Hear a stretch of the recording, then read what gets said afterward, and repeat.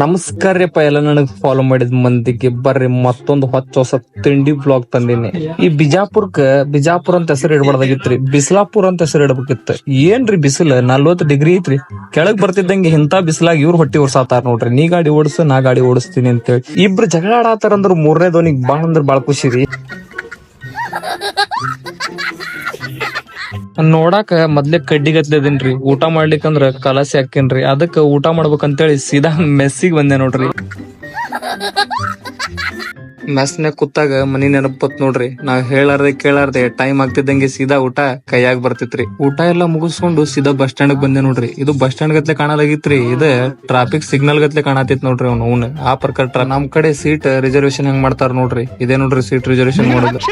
ಎಂಥ ಒಳ್ಳೆ ಮಕ್ಕಳಿಗೆ ಜನ್ಮ ಕೊಟ್ಟೆ. ಒಂದೊಂದು ಮುತ್ತು ಕಡೆ. ಬಸ್ ಸ್ಟ್ಯಾಂಡ್ ಎದಕ್ ಬಂದಿದ್ವಪ್ಪ ಅಂದ್ರ ತಮ್ಮ ಫೋನ್ ಹಚ್ಚಿ ಕರೆದಿದ್ದಾರಿ, ಅಣ್ಣ ಬಾಣ ಒಂದ್ ವಿಡಿಯೋ ಮಾಡೋದೈತಿ ಅಂತ ಹೇಳಿ. ಅದಕ್ಕ ಬಸ್ ಸ್ಟ್ಯಾಂಡ್ ಬಂದಿದ್ದೆ ನೋಡ್ರಿ. ಈ ತಮ್ಮನ ಹೆಸರ ಅಪ್ಪು ಅಂತ ಹೇಳ್ರಿ. ಅವನು ವ್ಲಾಗ್ಸ್ ಅದು ಮಾಡ್ತಿರ್ತಾನ್ರಿ. ಅವನಿಗೊಂದ್ ಸ್ವಲ್ಪ ಸಪೋರ್ಟ್ ಮಾಡೋದ್ ಬರ್ರಿ. ಅವನು ಬಿಜಾಪುರ್ ಹುಡುಗಿ ಅದಾನ್ರಿ.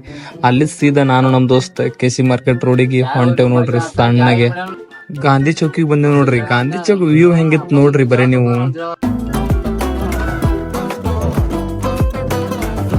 ಗಾಂಧಿ ಚೌಕ್ನಿಂದ ಎಲ್ಲಾ ಕೆಲಸ ಮುಗಿಸ್ಕೊಂಡ್ ಸೀದಾ ಬಸ್ ಸ್ಟ್ಯಾಂಡ್ ಬಂದೇವ್ ನೋಡ್ರಿ. ಬಸ್ ಸ್ಟ್ಯಾಂಡ್ ಯಾಕಪ್ಪ ಅಂದ್ರ ಇನ್ನೊಬ್ರು ಮೀಟ್ ಆಗೋರ್ ಇದ್ರಿ, ಅದಕ್ಕೆ ಸೀದಾ ಬಸ್ ಸ್ಟ್ಯಾಂಡ್ ಬಂದೇವ್ ನೋಡ್ರಿ. ಬರ್ರಿ ಅವ್ರ ಯಾರಂತೇಳಿ ತೋರಿಸ್ತೇನೆ. ಇವ್ರೇ ನೋಡ್ರಿ, ಅವ್ರ ಮೂರ್ತಿ ಚಿಕ್ಕದಾದರು, ಕೀರ್ತಿ ದೊಡ್ಡದು ಅಂತ್ರಿ. ಇವ್ರ ಹಲವಾರು ಯೂಟ್ಯೂಬ್ ವಿಡಿಯೋದಾಗೆಲ್ಲ ನೀವು ನೋಡಿರ್ತೀರಿ.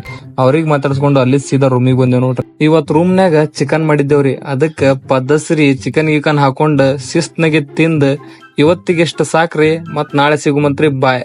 ಇಷ್ಟ ಹೇಳಕ್ ಇಷ್ಟಪಡ್ತೀನಿ. ಓಕೆ ಫ್ರೆಂಡ್, ಬಾಯ್.